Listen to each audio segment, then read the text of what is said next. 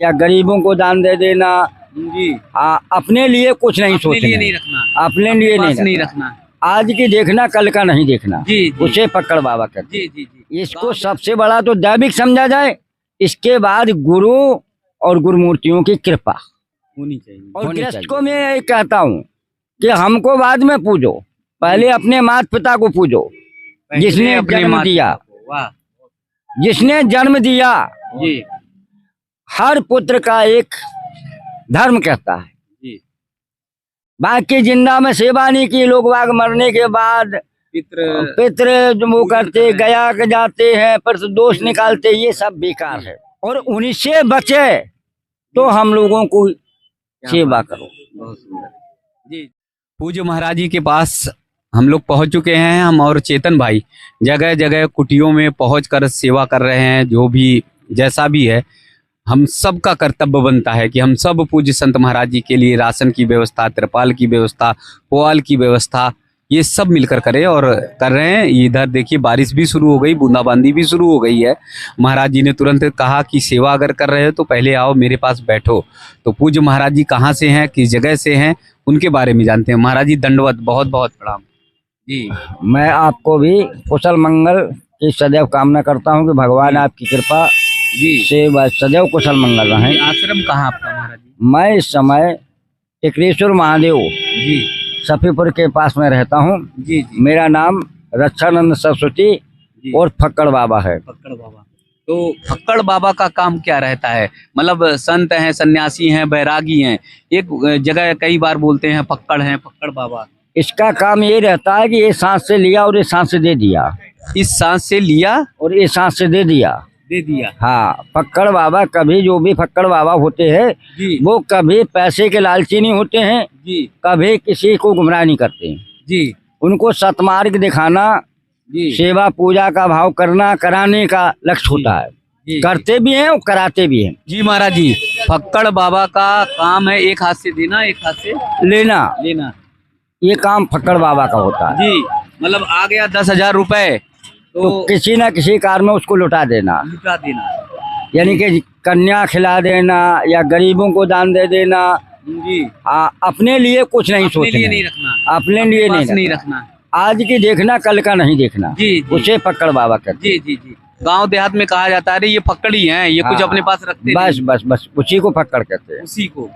तो ये साधना कैसे होती है? फक्कड़ की साधना कैसे होती है? किसी आश्रम में प्रशिक्षण मिलता है, साधना करनी पड़ती है, या फिर अपने मन से फक्कड़ी हो जाती है? ये इसका एक कारण तो ये होता है कि कुछ तो दैविक कृपा होती है। वाह, बहुत सुंदर। और कुछ गुरु लोगों की संगत जी, उनके आशीर्वाद और संगत से ये कार्य संपन्न होते हैं जी। आज के लिए कोई तंत्र मंत्र नहीं है जी। इसको सबसे बड़ा तो दैविक समझा जाए, इसके बाद गुरु और गुरुमूर्तियों की कृपा होनी चाहिए जी, जी। अब बाकी तो भेष बना लेना तो सरल है, भेष पर चलना कठिन है जी। तो गुरु कृपा होगी, वो संत अपने आराम से चलता जाएगा, उसके पास आप ही आप कृपा बरसती है जी। और गृहस्थ को मैं यही कहता हूँ कि हमको बाद में पूजो, पहले अपने माता पिता को पूजो, जिसने जन्म दिया, जिसने जन्म दिया।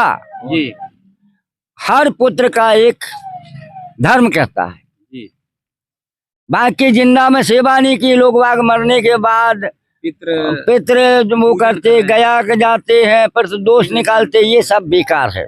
जीते जी पूजा करो और उनको किसी तरह दुखी ना होने दो, जैसे आपको उन्होंने छोटे में दुखी नहीं होने दिया जी। ये गृहस्थ का कार्य है जी। और उन्हीं से बचे तो हम लोगों को सेवा करो। जी। अगर आपका उतना ही है तो पहले उनकी सेवा करो जी। हम संतों के चरणों में लौटे जाते हैं, एकदम दंडवत करे रहते हैं, लेकिन माता पिता की सुधि नहीं लेते, माता पिता की सेवा भाई मैं बहुत देख रहा हूँ, लोग बाग माता पिता को पूछते नहीं और गुरु महाराज को भगवान मान करके क्या कहा, जमीन बेच के या धंधा बेच के लाखों लोग यहाँ पर ऐसे आए होंगे जिनके माता पिता को एक लुटिया पानी देने वाले नहीं है जी। और संतों पे आशीर्वाद लेना या माले बड़े आदमी बनने की चेष्टा करते हैं। अच्छा, करोड़ों लुटा देते, करोड़ों लुटा देते, करोड़ों। माता पिता को एक लुटिया पानी भी नहीं देते। एक लुटिया पानी नहीं। मैं कभी कभी निकलता हूँ, देखते हैं कोठी बहुत बड़ी बनी है जी लेकिन बाप बाहर एक छोटी सी बनियान पहने बैठा है जी, घर के बाहर, जैसे जी। कुत्ता बैठ जा। पिता को वैसे बिठाए हैं पिता को माँ को ऐसे बैठा। और यहाँ सोचते हैं कि संत जो है सारी कृपा उन पर बरसा दे। अब संत कैसी कृपा बरसा देगा? जी वो रात दिन रो रहा है, संत बेचारा क्या करेगा? जी वो ही शिव पार्वती हैं, जी, हम लोग मार्ग दिखाने वाले हैं। माता पिता ही शिव पार्वती, माता ही क्या शिव बात है, पार्वती। सुंदर बात है। जी जी जी हम आप मार्ग दिखाने वाले हैं, जो संत समाज है मार्ग दिखाने वाला है। जी कष्ट है वो रास्ता बताएगा, पूजा बताएगा, इस तरह से आपका उद्धार हो जाएगा, लेकिन जी। वो करेंगे नहीं। जी अब एक और हमारे माले बहुत से सेवक यहाँ आए होंगे, होटलों में रहेंगे, नाना प्रकार का भक्षण करेंगे। क्या करेंगे? नाना भोजन और आलीशान सुविधाएं रहेगी।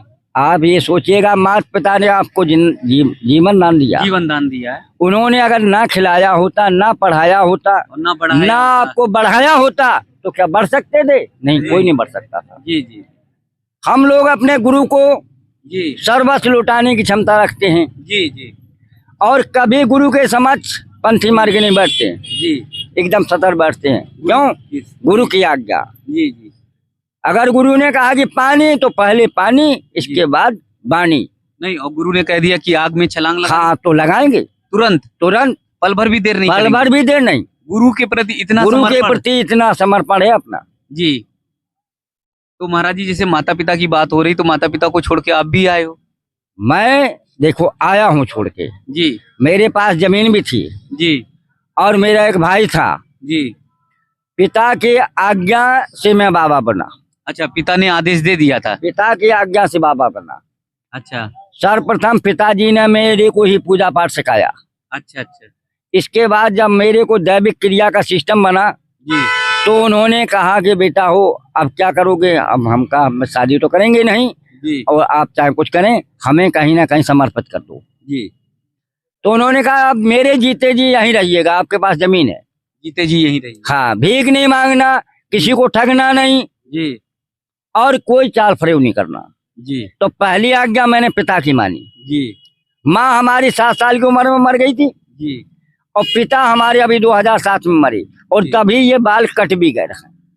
2007 में कट गए थे केस। हाँ, और तब उसके बाद ये तो इससे बहुत बड़े केस होते हैं। ये 2007 के हैं केस। अच्छा, ये केस। जी जी जी मैं 4 दिन पहले पहुंच गया था जी, और सभी ने कहा कि बाबा कहो बाल ना मुड़ाएं, बाल ना मुड़ाएं, तो मैंने कहा मैं मुड़ा देता हूँ, बाल से क्या मैं बाबा बना रहूंगा। जी, पूरे गांव में चर्चा हो गई। हाँ, पता नहीं बाबा बाल नहीं हाँ। मुड़ाएंगे, बाल नहीं हाँ, मुड़ाएंगे। तो मैंने मुड़ा दिए। जी जी जी, और गुरु के पास गया तो गुरुजी ने कहा कि ये क्या किया? ये क्या हमने किया? कहा ऐसी बात है कि आप भी पिता तुल्य हैं अच्छा, और वो भी पिता जी। तुल्य हैं, समाज के देखे हमने ये काम। जी जी जी बोले ठीक है, अच्छा है। जी जी जी, महाराज जी इतने प्यारे प्यारे सुंदर सुंदर संदेश आप लोग देते हैं। पूरे महाकुंभ में ऐसे पूज्य संत महाराज जी सब संदेश दे रहे हैं, लेकिन फिर भी आज क्यों ऐसा होता जा रहा है? माता पिता के प्रति अनादर का भाव, सम्मान का भाव नहीं। वृद्धाश्रम खूब खुलते जा रहे हैं, लोग एकदम ढिढोरा पीटते, हमने वृद्धाश्रम खुलवा दिया, वृद्धाश्रम खुलवा दिया। क्या ये प्रचार करने की जरूरत है? क्या माता पिता के लिए वृद्धाश्रम खुलवा देंगे? अब इसका सबसे बड़ा कारण एक है। हाँ, नहीं, पत्नी भी वृद्ध हो जाए तो उसको भी वृद्ध दो। सबसे बड़ा कारण हाँ, एक है। जी। क्या? कि हर पुरुष युवा जी, पत्नी का गुलाम है। पत्नी का गुलाम है। ये सब भी लग रहा है गुलाम हो पत्नी के। सत्य बात है, गुलाम है। इतने ज्यादा गुलाम हो? सत्य, पत्नी को मानना पड़ेगा। अच्छा। संसार में रहेगा ना। मानना चाहिए, मानना चाहिए। मानना चाहिए। स्त्री की निंदा नहीं करता हूँ मैं। जी जी जी क्यों? कि भगवान शंकर ने माना। जी, कहाँ से हो आप? गुजरात से जाए, धानेरा बनासकांठा। मोदी जी तो मोदी जी तो नहीं कि उनकी लेकिन तुम क्यों गुलाम हो फिर? ऐसे बात है कि मोदी जी कहता है हाँ, कि- मोदी जी ने नहीं कहा गुलाम है। ना, गुलाम नहीं, गुलाम नहीं। जी मानना इसलिए चाहिए कि आप अगर देवता के रूप हैं तो वो देवी का रूप है, जी जी, और उसी घर में धन रुकेगा। क्या रुकेगा? धन। धन रुपये। जिस घर में पत्नी की इज्जत नहीं होगी, धन नहीं रुकेगा। जी धन अगर रोकना है तो पत्नी की इज्जत करिएगा। जी इज्जत जी। लेकिन गुलाम न बनिएगा। बने ना। तो कोई मंत्र हो तो बता दो। मंत्र इससे पूरी नहीं, दुनिया इसका सुधर कोई जाए, मंत्र नहीं, मान जाए। इसका कोई मंत्र नहीं है, मंत्र नहीं है। इसका कोई मंत्र नहीं है। जी। कर्म मंत्र है, कर्म मंत्र है। कर्म मंत्र है, और कर्म जी। से हो सकता है। जी जी जी। ना अनादर होगा और ना मान ली टकराव होगा। टकराव होगा। तो कर्म कैसे करना चाहिए? कर्म ऐसा करना चाहिए, उसकी सलाह भी लो। सलाह लेने के बाद अगर किसी कारण वो हमारे माता पिता, आप उसके माता पिता को टकराव ना दो, अपने को आप ना लो। जी। और प्रेम से समझाइएगा प्रेम से समझाएं। कि ये ना होते तो मैं कहाँ से आता, जी जी और मैं ना होती तो तुम कहाँ से आते। जी जी हैं? जी भगवान शंकर ये समय माता जी के चरणों में लेट गए, जी क्योंकि माता जी क्रोध थी। जी। अगर वो भी क्रोध में हो जाते तो टकराव हो जाता। टकराव हो जाता। तो वही अकल से पत्नी को आप झुका सकते हो। जी। कैसे? अकल से। आपको समझ में नहीं आ रही, अब से बड़े बुजुर्गों से पूछिएगा। बड़े बुजुर्गों के पास बैठेंगे नहीं, मोबाइल चलाएंगे, क्या कहा, और नई नई इधर उधर स्त्रियों को देखेंगे, तो उससे ज्ञान कहाँ पैदा होगा। जी जी। हमारे कर्म गड़बड़ हो रहे हैं। हाँ, कर्म इसीलिए टकराव की स्थितियां सबसे बन रही बड़ा कर्म गड़बड़ है। हैं। जी जी जी।